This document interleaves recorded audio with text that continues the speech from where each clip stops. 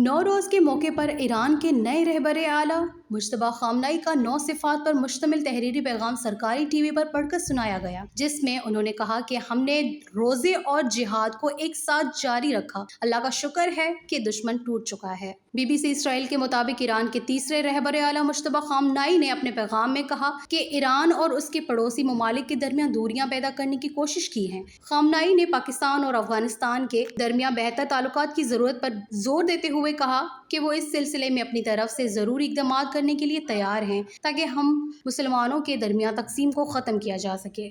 जंग के दौरान पड़ोसी ममालिक पर होने वाले हमलों के हवाले से उन्होंने वजाहत दी कि ईरानी मुसल्लह अफवाज ने हमसाया ममालिक तुर्की और ओमान पर हमले नहीं किए, बल्कि ये इसराइल की साजिश है। उन्होंने पाकिस्तानियों को ईद की मुबारकबाद देते हुए कहा कि ईरान अपने मशरकी पड़ोसियों को बहुत करीब से समझता है और ख़ास तौर पर पाकिस्तान से उनके वालिद अली खामनाई को ख़ास लगाव था। मुश्तबा खामनाई का मज़ीद कहना था कि ईरान 1 साल के दौरान 3 बड़ी आजमाइशों से गुजरा है।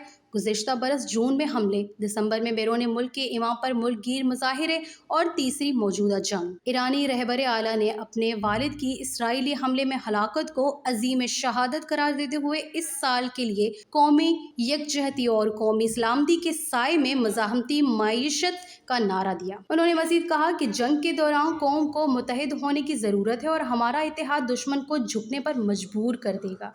याद रहे कि ये अंदाज उनके वालिद आयतुल्लाह अली खामनाई के रवायती नौरोज़ पैगामात से मुख्तलिफ है, जो हमेशा कैमरे के सामने ख़ताब किया करते थे। वाज़ेह रहे कि मुश्तबा खामनाई को उस माह के आगाज़ में अपने वालिद का जानशीन मुंतखब किया गया था और वो अब तक ना अवाम के सामने आए हैं और ना ही उनकी कोई वीडियो या तस्वीर जारी की गई है।